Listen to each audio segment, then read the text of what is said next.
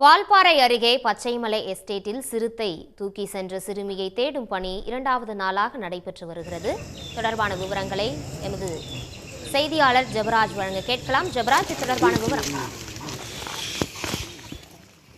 பச்சைமலை எஸ்டேட்டில் புலம்பெயர்ந்த தொழிலாளியினுடைய குழந்தை ரோஷினி குமாரி, வயது 7. நேற்று மாலை சிறுத்தை அவளை தன் வீட்டின் முன்பாக தாயுடன், தகப்பனுடன் அப்பாவுடன் நின்ற அந்த குழந்தையை சிறுத்தை கவ்வி சென்றுள்ளது.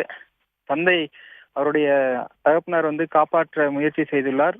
சிறுத்தையின் வாளை கூட அவர் பிடித்து இழுத்ததாக கூறப்படுகிறது. இந்நிலையில் தப்பிய சிறுத்தை அருகிலுள்ள வன தேயிலை தோட்ட பகுதிக்குள் நுழைந்து விட்டது. இதனால் பொதுமக்கள் தேடும் நிலை குறைப்பட்டது. மேலும் மழை தொடர்ந்ததால் இன்று அதிகாலை 2 மணி வரை சிறுத்தை அந்த குழந்தையை தேடும் பணி தீவிரமடைந்தது. அத்துடன் வனத்துறை மோப்பனாயும் காவல்துறை மோப்பனாயும் வரவழைக்கப்பட்டு தற்பொழுது அதன் மூலமாக தேடும் பணி நடைபெற்று வருகிறது. அத்துடன் உறவினர்கள், பொதுமக்கள், வனத்துறை, காவல்துறை அதிகாரிகள் முகாமிட்டு குழந்தையை தேடி வருகின்றனர். தொடர்ந்து மழை நீடிப்பதால் தற்போதும் ஒரு சிறு தொய்வு ஏற்பட்டிருக்கிறது. குழந்தையின் கதி என்னவென்று தெரியாமல் பெற்றவர்கள் கதறி அழுத வண்ணம் உள்ளனர். இந்நிலையில் பச்சைமலை எஸ்டேட்டில் இன்று காலை முதலே பரபரப்பான ஒரு சூழல் காணப்படுகிறது.